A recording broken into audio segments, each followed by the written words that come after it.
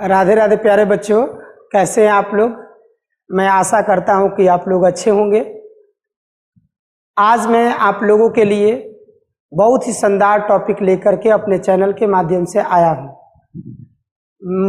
मुझे आशा ही नहीं पूर्णतः विश्वास है कि आप लोगों को ये मेरी टॉपिक बहुत ही पसंद आएगी, और यदि आपको अच्छा लगता है तो इस वीडियो को अपने दोस्तों में शेयर कीजिएगा और एक लाइक कीजिएगा। आज आप लोगों के लिए 12th क्लास का एक पहला टॉपिक है एनसीईआरटी का, रिलेशंस। लेकिन मैं आप लोगों को रिलेशंस का डेफिनेशन और रिलेशन के टाइप ऑफ रिलेशंस के बारे में नहीं बताने जा रहा हूँ। मैं आज आप लोगों के लिए एक टॉपिक लेकर के आया हूँ जिसमें हम आप लोगों को सिखलाने जा रहे हैं कि डिफरेंट टाइप्स के रिलेशंस की संख्या हम लोग कैसे फाइंड करते हैं, या कोई सेट पर कोई रिलेशंस अगर डिफाइंड है तो उसके नंबर ऑफ रिलेशंस कितने होंगे, प्रॉपर रिलेशंस कितने होंगे, उसके टाइप ऑफ रिलेशन जैसे आइडेंटिटी है, यूनिवर्सल है, रिफ्लेक्सिव है, साइमेट्रिक है, उस सेट पर हम लोग उसके नंबर ऑफ रिफ्लेक्सिव या साइमेट्रिक कैसे फाइंड करते हैं। इसलिए मेरे टॉपिक का नाम है how to find the number of different types of relations. माने अलग अलग टाइप के, अलग अलग प्रकार के रिलेशंस के संख्या हम लोग कैसे फाइंड करते हैं। तो सबसे पहला नंबर हम लोग चलते हैं, पहला लिखा हुआ कि नंबर ऑफ रिलेशंस, माने कोई रिलेशन जो है किसी सेट पर डिफाइंड है, तो हम लोग कैसे फाइंड करेंगे कि इसके कितने रिलेशन इस दुनिया में बन सकते हैं। लेकिन उसके लिए आपको थोड़ा सा हल्का फुल्का आपको अभी दिमाग में रिलेशंस का डेफिनेशन मालूम होना चाहिए। जैसा कि आप लोग पहले से जानते हो, कोई व्यक्ति अगर आपसे कहे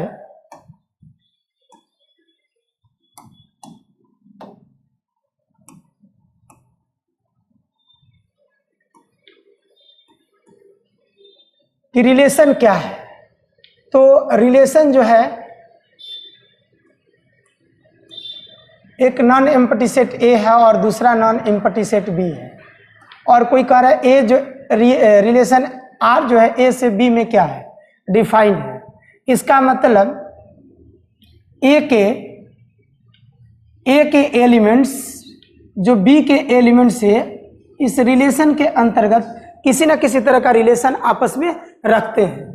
तो आप लोगों की परिभाषा मालूम होगी कि ये रिलेशन जो होता है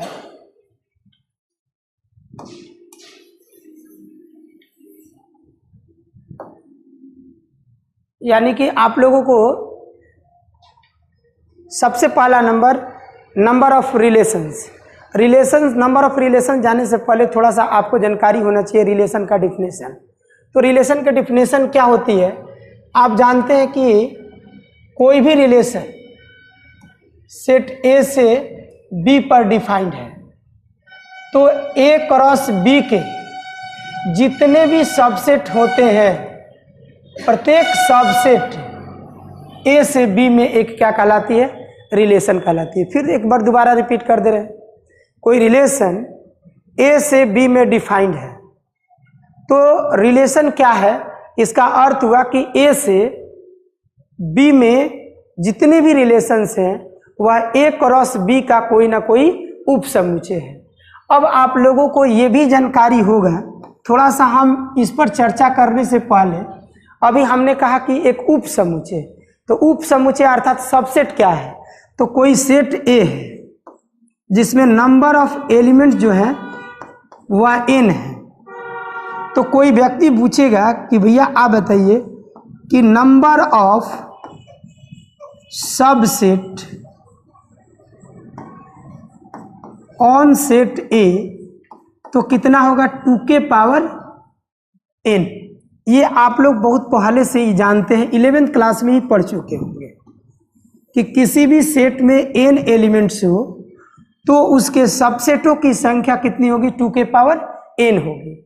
अब हम इसके बारे में बताना चाहेंगे कि R जो है A क्रॉस B का सबसेट है, तो यानी A क्रॉस B में नंबर ऑफ एलिमेंट्स कितने होंगे। तो यानी कि जैसे मान लीजिए कि हमने कल्पना किया, मान लिया कि A में नंबर ऑफ एलिमेंट्स जो है n है और B सेट के अंतर्गत नंबर ऑफ एलिमेंट्स कितने हैं, m है। तो ए क्रॉस बी में नंबर ऑफ एलिमेंट्स कितने होंगे, तो आप लोग जानते हैं number of A into number of B, अर्थात एन इंटू एम या एम इंटू एन। अब आपसे पूछा जाए कि नंबर ऑफ रिलेशन कितने हो जाएंगे, तो अभी ना कहें कि ए क्रॉस बी का सबसेट ही रिलेशन कहलाता है, और सबसेट का फॉर्मूला क्या होता है 2 के पावर n। तो यानी कि आपका पहला फॉर्मूला जो प्राप्त होगा, नंबर ऑफ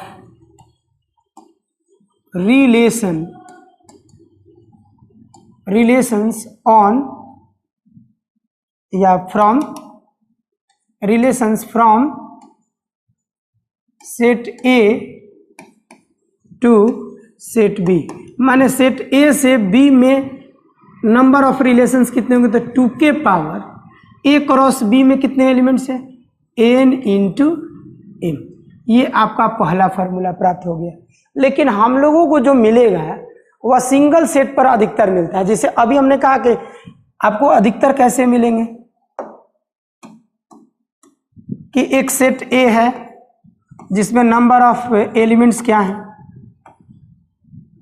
n है, तो पूछेगा कि बताइए कि नंबर ऑफ रिलेशंस कितने हो सकते हैं। तो आप ही बताइए कि अगर किसी सेट ए में, तो यही सेट ए का एक टेबल बनाया है आपके सामने, 1 2 3 4 डॉट डॉट n एलिमेंट्स हैं, तो यानी 1 का 1 के साथ, 1 का 2 के साथ, 1 का 3 के साथ डॉट डॉट कितनी n बार। दूसरा में दो का रिलेशन किससे होगा, तो 2 1 2 2 2 3। तो आप बताइए कि इसमें नंबर ऑफ एलिमेंट कितने हो गए, n।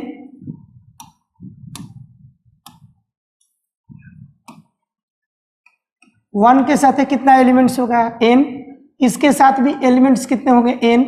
सेकेंड मान 3 के साथ भी 1 1 2 2 3 3 कितने रिलेशंस दिखेंगे, n। इसी तरह से 4 के साथ 4 1 4 2 4 3 4 4 डॉट डॉट 4 n, कितने रिलेशन बनेंगे 4 के साथ, n। इसी तरह से 5 के साथ 5 1 5 2 5 5 डॉट डॉट 5 n के साथ n। इसी तरह से ये टोटल कितना, इसमें भी n। और इस आप सोचिए कि इसको जब लिखेंगे n plus n plus n plus n, तो ये कितनी बार आएगा, n plus n plus n n बार। तो टोटल नंबर ऑफ एलिमेंट्स कितने हो जाएंगे brother, n square, n into n, अर्थात n प्लस n n बार जोड़ोगे तो कितना होगा n, और जैसे 2 प्लस 2 प्लस 2 4 बार जोड़ोगे तो इसका मतलब क्या होगा, 4 गुणे 2, तो n प्लस n n बार ऐड करोगे तो n इंटू n, अर्थात क्या लिख सकते हैं, n स्क्वायर। तो यानी इसी बात को ना हम लोग कहते हैं कि a क्रॉस a में नंबर ऑफ एलिमेंट्स कितने हो जाएंगे, n इंटू n हो जाएंगे, अर्थात n स्क्वायर। तब आपसे पूछा जाए कि बाबू आप ही बताओ कि number of relations on set A, तो कितना हो जाएगा 2 के पावर n स्क्वायर। यही आपका फॉर्मूला याद रखना है आपको, कि यानी कि कोई व्यक्ति पूछे आपसे कभी भी कि number of relations on set A, तो 2 के पावर n स्क्वायर, जिसमें a में अवयवों की संख्या कितनी है, n है। लेकिन इससे भी मजेदार एक क्वेश्चन पूछा जाता हमेशा कि नंबर ऑफ प्रॉपर या नॉन इम्पटी रिलेशन, यानी कि किसी सेट ए पर कोई रिलेशन जो है डिफाइंड है और उस सेट में अवयवों की संख्या अर्थात नंबर ऑफ एलिमेंट जो है n है, तो पूछता है कि a से a में कितने प्रॉपर रिलेशंस बनेंगे, माने वास्तविक रिलेशन, जिसको अरिक्त संबंध भी बोलते हैं। तो यानी इसकी फॉर्मूला क्या होगी, 2 के पावर n स्क्वायर। ये 2 के पावर n स्क्वायर हो गया। ये इसमें तो अरिक्त भी है और रिक्त भी है, लेकिन ये हमसे जो पूछा प्रॉपर पूछा, मैंने खाली नहीं, इसमें कुछ ना कुछ एलिमेंट होना चाहिए, तो हम लोग इम्पटी वाले को क्या करेंगे, माइनस कर देंगे। तो इस प्रकार से आपका दूसरा जो फॉर्मूला निकलेगा, और ये अधिकतर पूछता है एयरफोर्स नेवी में, कि यानी कि नंबर ऑफ प्रॉपर रिलेशंस या number of non empty relation या नॉन वायड रिलेशंस, या इसी को हिंदी में बोलेगा अरिक्त संबंधों की संख्या, वास्तविक संबंधों की संख्या का फॉर्मूला क्या होगा, तो 2 के पावर n स्क्वायर के पूरे वैल्यू में से 1 क्या करना है, माइनस कर देना है। आई होप कि आपको ये समझ में आया होगा। हम लोग चलते हैं अब आगे कि sir total number of reflexive relations कैसे फाइंड करते हैं। तो इसके पहले हम आप लोगों को 2 टॉपिक बताएंगे। पहला नंबर ऑफ आइडेंटिटी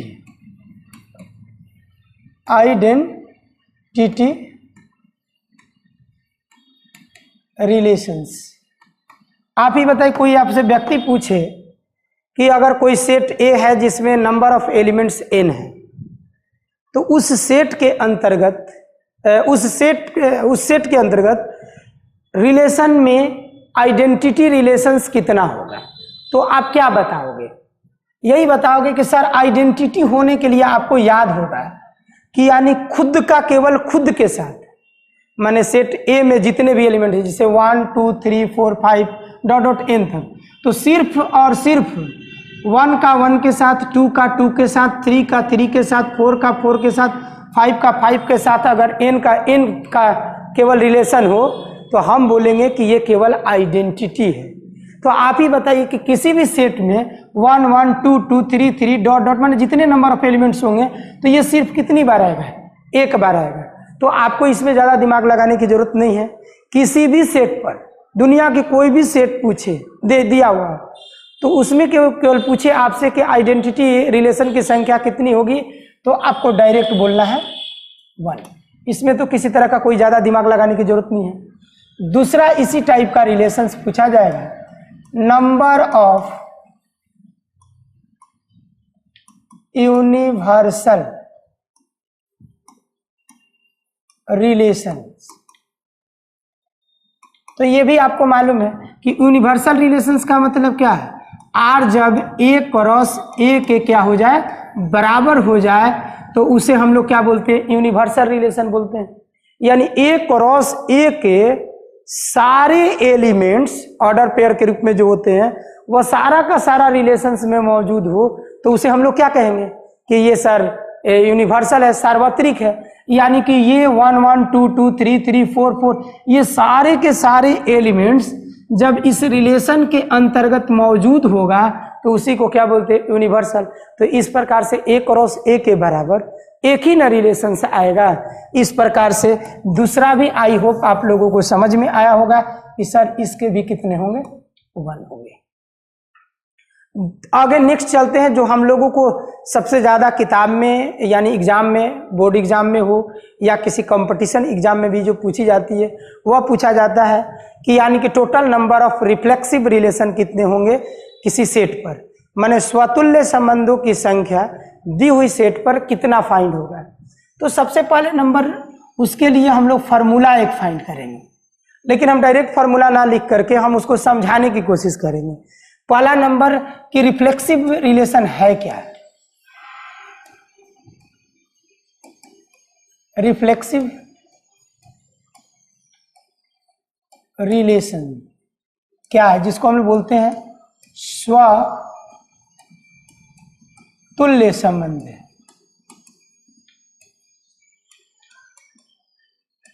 जैसा कि आप लोग सभी लोगों को मालूम है कि स्वतुल्य संबंध का मतलब क्या होता है, कि यानी कि if A related to A under the relation for all A belongs to set A, तो हम बोलेंगे कि गिवन रिलेशंस कौन सा रिलेशंस है, रिफ्लेक्सिव है।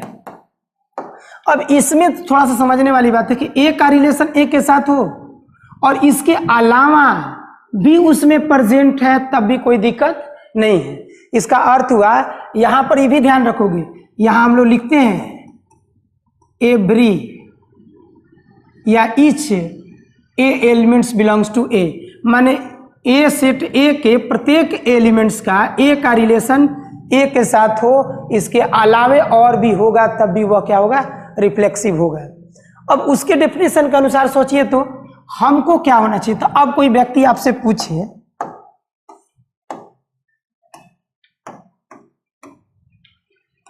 कि नंबर ऑफ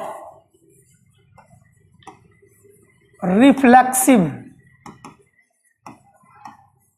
रिलेशंस, तो हमारी समझ से आप लोग बड़ा आसानी से, इसके लिए आपको परमुटेशन कॉम्बिनेशन का थोड़ा सा ज्ञान होना चाहिए। तो आप बताइए कि परमुटेशन कॉम्बिनेशन का मतलब कि किसी वस्तु, हमारे पास दो या दो से अधिक वस्तु, तो उसको कितने तरीके से अरेंज कर सकते हैं, सोचने की क्षमता आपके पास थोड़ी सी होनी चाहिए। तो आप देखिए 1 1 2 2 3 3 ये सारे एलिमेंट्स हमारे पास हर हाल में मौजूद होना चाहिए, इसके अलावा कोई हो या न हो। तो आप बताइए कि इन सभी डायगोनल्स को सेलेक्ट करने का तरीका हमारे पास कितना होगा, सिर्फ एक। तो ये हो गया एक तरीका से, यानी कि ये केवल हुआ तब भी मेरा क्या हो जाएगा, रिफ्लेक्सिव होगा। अब इसके अलावे हमारे पास 1 2 हो या न हो तब भी ये क्या होगा, रिफ्लेक्सिव होगा। होगा तभी रिफ्लेक्सिव होगा, नहीं होगा तभी रिफ्लेक्सिव होगा। तो आप पता कीजिए कि इसको 1 2 को लिखने का तरीका, रिप्रेजेंट करने का तरीका कितना होगा, 2 बार, 2 तरीके से। उसी तरह से 1 3 को कितने लिखो या ना लिखो तब भी क्या होगा, रिफ्लेक्सिव होगा। इसी तरह से 1 4 को भी लिखो या ना लिखो, तो यानी कि 1 4 को भी रिफ्लेक्सिव में लिखने का तरीका कितना होगा, 2।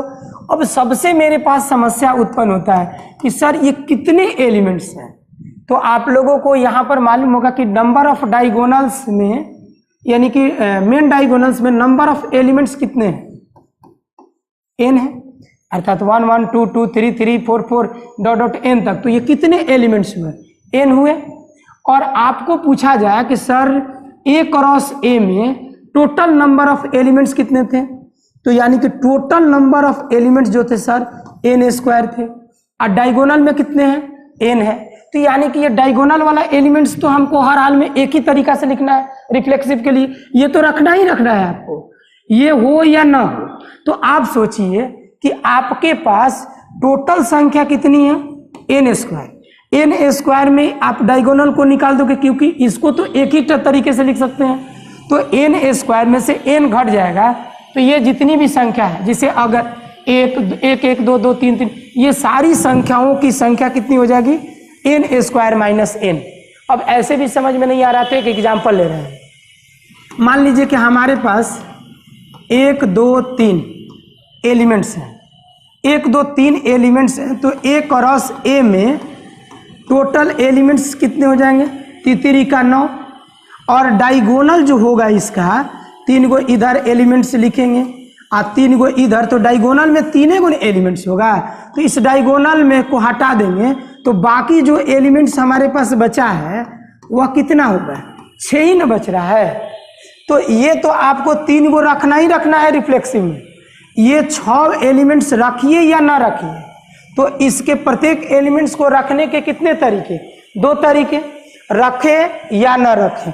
तो वही चीज हम आप लोगों से पूछ रहे हैं कि कोई व्यक्ति अगर आपसे पूछे कि ये कितनी बार लिखा जाएगा सर, तो ये जितना बार एलिमेंट्स है 1 1 1 2 1 4 1 5 डॉट डॉट डॉट, ये 3 1, ये सारे एलिमेंट्स कितने हैं, n square, total number of elements minus n, minus कर दिए, अर्थात 2 इंटू 2 इंटू 2 कितनी बार, इतनी बार। तो आप इसको जब सिंप्लीफाई करोगे तो 2 के power n square minus n, ये आप लोगों का एक फार्मूला बन गया, किसका, रिफ्लेक्सिव का। अब जितना हम पढ़ा दिए उसका एक कंक्लूजन एक एग्जाम्पल के माध्यम से हम बता रहे हैं। जैसे कोई आपसे व्यक्ति पूछे एग्जाम्पल के रूप में कि सर मेरे पास एक सेट A है जिसमें नंबर ऑफ एलिमेंट्स कितना है, 3 है। तो कोई व्यक्ति आपसे पूछे कि टोटल रिलेशन कितने होंगे, टोटल रिलेशन, तो 2 के पावर, तो यानी कि रिलेशन पूछ रहा है तो ए से ये रिलेशन जो है ए पर डिफाइंड है, तो यानी कि ए में 3 एलिमेंट्स है तो ए क्रॉस ए में कितने हो जाएंगे 3 स्क्वायर। तो वही चीज़ हम यहाँ फार्मूला बताए थे आपको कि 2 के पावर n स्क्वायर, तो हमेशा ध्यान रखोगे फार्मूला पर 3 का स्क्वायर अर्थात 2 के पावर 9, ये रिलेशन हो गया। अगर आपसे कोई व्यक्ति पूछे टोटल प्रॉपर रिलेशन कितना होगा, तो यानी 2 के पावर 9 में से हम क्या करेंगे 1 माइनस कर देंगे। कोई आपसे पूछे कि सर आइडेंटिटी कितना होगा तो 1, यूनिवर्सल कितना होगा तो 1। अगर पूछे कि ए से ए में कोई रिलेशन डिफाइंड है तो रिफ्लेक्सिव, टोटल रिफ्लेक्सिव रिलेशन कितने हो जाएंगे, टोटल रिफ्लेक्सिव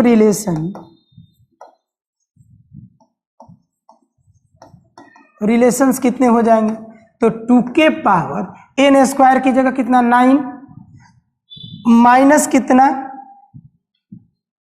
3 अर्थात 2 के पावर 6, ये आपके नंबर ऑफ रिफ्लेक्सिव हो जाएंगे। आई होप कि आपको ये समझ में आ गया होगा। तो चलते हैं हम लोग अगले इसके टाइप पर। अब पूछ रहा है अगला जो टॉपिक है total number of symmetric relation, यानी आपको दिखता होगा कि total number of symmetric relation. तो सबसे पहला नंबर साइमेट्रिक का डेफिनेशन समझ में आएगा तब ना हम जो चीज बताएंगे आपको समझ में आएगा। तो आपको मालूम है कि साइमेट्रिक रिलेशन क्या होता है कि यदि आपके पास ए का रिलेशन बी से है अंडर द रिलेशन, माने उस दी हुई रिलेशन में ए का संबंध बी से है, तो बी को ए के साथ संबंध होना अनिवार्य है, जहां ए और बी उस दिए गए सेट का क्या है एलिमेंट्स है। यानी कहने का मतलब मेरा है 1 2 है, ये जो है 1 2 तो 2 1 का होना अनिवार्य है, 1 3 तो 3 1 का होना अनिवार्य है, तो 1 4 तो 4 1 का होना अनिवार्य है। तो इसका मतलब देखिए रिफ्लेक्सिव में क्या हो रहा था, ये अपर ट्रायंगल्स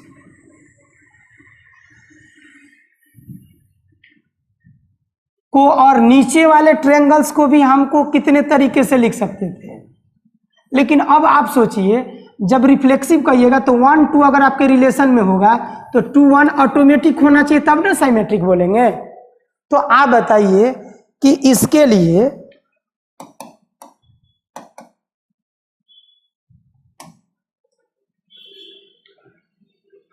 अब आप लोगों को क्या करना होगा, नंबर ऑफ साइमेट्रिक रिलेशन के लिए number of total symmetric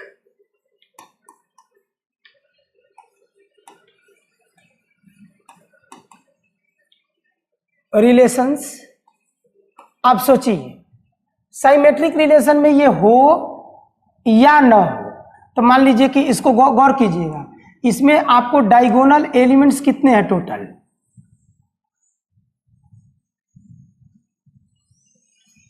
n elements हैं। तो साइमेट्रिक में 1 1 हो या ना हो, तो 1 1 तो किसी तरह का कोई डिस्टर्ब करता नहीं है साइमेट्रिक को, तो 1 1 2 2 3 3 4 4 के साथ भी अगर ये हो 1 2, जैसे मान लीजिए 1 1 है, इसके साथ 1 2 तो 2 1 का होना अनिवार्य है। तो यानी कि पहला नंबर हम ये देखते हैं कि इसको लिखने का तरीका कितना होगा। तो आप जानते हैं कि डायगोनल में टोटल कितने एलिमेंट्स हैं, n है, तो यानी कि 1 1 को लिखने का तरीका कितना होगा, 2 तरीका। आप लिखे हैं साइमेट्रिक में या ना लिखे, तो यानी कि टोटल कितने एलिमेंट्स हैं, n है, तो यानी कि 2 के पावर n। अब रहा बात कि सर ये ऊपर वाले एलिमेंट्स, तो टोटल एलिमेंट्स कितना था n स्क्वायर, इसमें से डायगोनल हटा दिए क्योंकि डायगोनल को लिखने का तरीका हो गया। अब आप देखिए ये जब एलिमेंट्स लोगे तो ये तो ऑटोमेटिक साइमेट्री के परिभाषा के अनुसार आ जाएगा ना। तो आपको कि तो ऊपर वाले सारे एलिमेंट्स को अरेंज करना है, या नीचे वाले को। अगर 2 1 लिखोगे साइमेट्रिक में तो 1 2 का होना अनिवार्य है। अगर 5 1 लिखोगे तो 1 5 का होना अनिवार्य है। कोई कहेगा सर 2 5, तो 5 2 का होना क्या है, अनिवार्य है। तो यानी कि ये टोटल इस डायगोनल को छोड़ करके टोटल कितने एलिमेंट्स होंगे, n स्क्वायर माइनस n। और इसको हम क्या कर देंगे, आधा कर देंगे। आधा करेंगे तो ये सारे एलिमेंट्स जो दिख रहे हैं ये सारे एलिमेंट्स आ जाएंगे, यानी कि मेन डायगोनल के ऊपर वाला सारा एलिमेंट्स। अब आप देखिए कि इसी को ना हमको क्या करना है, इसको लिखने की तरीका कितनी होगी, तो इसको 2 तरीका, इसको भी लिखने की तरीका कितनी होंगी, 2। तो आप सोचिए कि हमको कितनी बार लिखना है, n स्क्वायर माइनस n बटा कितना 2, तो n स्क्वायर माइनस n बटा कितना 2।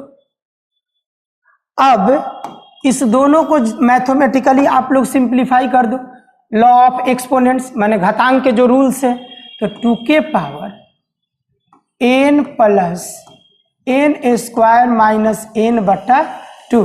तो इसको सिंप्लीफाई करोगे तो क्या हो जाएगा, n स्क्वायर प्लस n बटा 2। अरे भाई 2n plus n square minus n, तो 2n में से n कट गया, n हो जाएगा। इतना भी, ये भी फॉर्मूला हो गया। या इसको और अच्छा से लिखोगे तो 2 इंटू n कॉमन ले लेंगे, n प्लस 1 बटा कितना 2। इस प्रकार से आप लोगों को नंबर ऑफ साइमेट्रिक रिलेशन निकालने का फॉर्मूला आ गया। अब इसी प्रकार से आप लोगों को आगे ये बहुत ही अच्छा माने फॉर्मूला आप लोगों के सामने निकल करके आया है, और ये प्रैक्टिस कीजिएगा, क्योंकि मैथ विदाउट प्रैक्टिस बाबू को भी समझ में नहीं आता है। हम लोग आगे चलते हैं। Total number of reflexive and symmetric, आप वाच कीजिए, यानी कि वैसा रिलेशंस जो रिफ्लेक्सिव भी हो और साथ ही साथ साइमेट्रिक हो, उसकी संख्या निकालने का तरीका क्या होता है सर। तो आप लोग समझ गए कि यानी कि पहला नंबर ये 1 1 2 2 3 3 होना अनिवार्य है, और उसके बाद अगर ये 1 2 आता है तब भी साइमेट्रिक है, लेकिन उसके साथ क्या होना चाहिए, 2 1 होना चाहिए। अगर ये नहीं होगा तब भी साइमेट्रिक होगा। अगर आपसे कहता है कि 1 3, तो 1 3 के साथ क्या होना है, 3 1 का होना अनिवार्य है। तो आप बताइए कि हम लोग डायरेक्ट लिखेंगे number of total reflexive and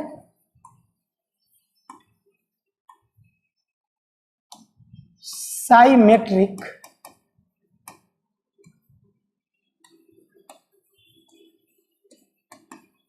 relations.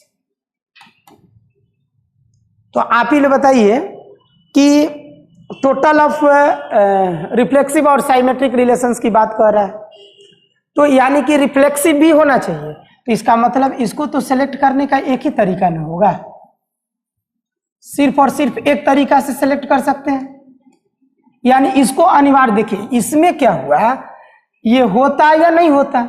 अगर ये 1 1 है और 1 1 के साथ 1 2, तो 2 1, तभी ये साइमेट्रिक होता है। यहाँ ये नहीं होता तब भी 1 2 2 1 साइमेट्रिक होता है, लेकिन यहाँ कह रहा है कि आपको रिफ्लेक्सिव होना अनिवार्य है, तब उसके साथ साथ साइमेट्रिक। तो रिफ्लेक्सिव होने के लिए ये सारे के सारे एलिमेंट्स हमारे पास मौजूद होने चाहिए। तो उसको लेने का तरीका कितना होगा, 1 होगा। अब हमारे पास साइमेट्रिक के लिए देखिए, तो यानी कि डायगोनल के ऊपर कितने हैं, तो ये डायगोनल ये जो आपको दिख रहा है इसके ऊपर जो है n स्क्वायर माइनस n बटा 2 एलिमेंट्स है, और इधर भी जो एलिमेंट्स है n स्क्वायर माइनस n बटा क्या है 2 है। तो आप बताइए कि केवल इसको इसी को न लेंगे, क्योंकि 1 3, क्योंकि हमारे पास ये जो 1 3 होगा 1 3, तो इसमें 3 1 का तो ऑटोमेटिक रिफ्लेक्सिव के परिभाषा से होगा। तो इसलिए आप लोगों को ध्यान देना होगा कि ये जितना नीचे वाला मेन डायगोनल के नीचे वाला n स्क्वायर माइनस n, चूंकि टोटल संख्या कितनी है n स्क्वायर, डायगोनल में एलिमेंट्स की संख्या कितनी n, ये अब देखिए, तो इसको छोड़ करके ये और जितना नीचे होगा उतना ही ऊपर होगा, तो हमने क्या किया 2 से डिवाइड कर दिया, तो ऊपर वाले एलिमेंट्स की संख्या जितना है उतना ही क्या है नीचे वाले, तो ऊपर वाले की संख्या कितना है n² - n/2 और नीचे वाले की भी संख्या इतनी है।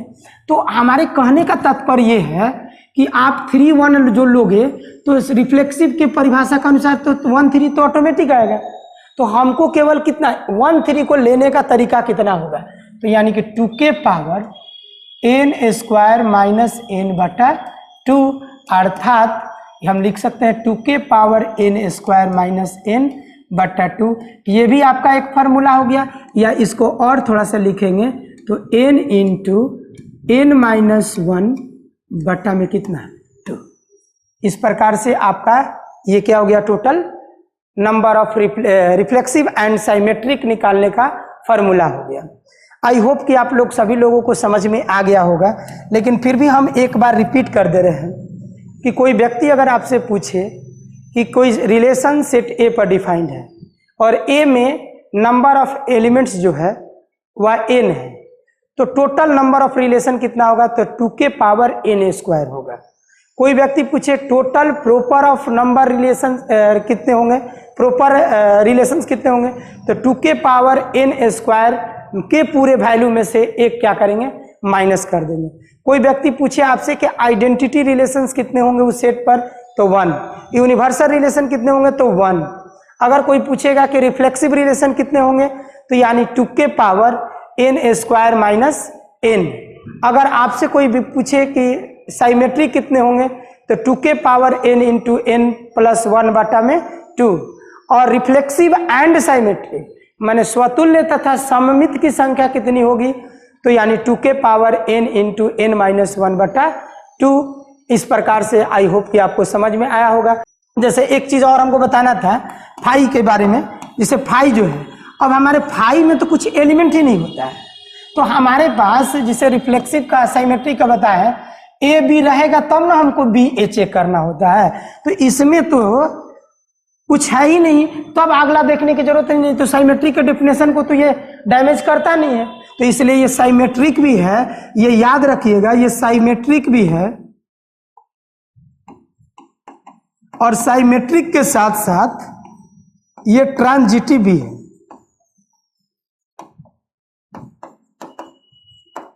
और जनरली जो है वह आसान नहीं है कि ट्रांजिटिव का जो नंबर ऑफ रिलेशंस निकालना, इस तरह से 1 2 पूछता है तो 1 पर 2 होता है और 2 एलिमेंट्स होते हैं तो 17 होता है। इस तरह से कुछ फार्मूला के रूप में याद किया जाता है, इतने वैल्यू के रूप में, फिक्स वैल्यू के रूप में। तो इस वीडियो में इतना ही, मिलते हैं हम लोग अगले वीडियो में, तब तक के लिए राधे राधे, धन्यवाद।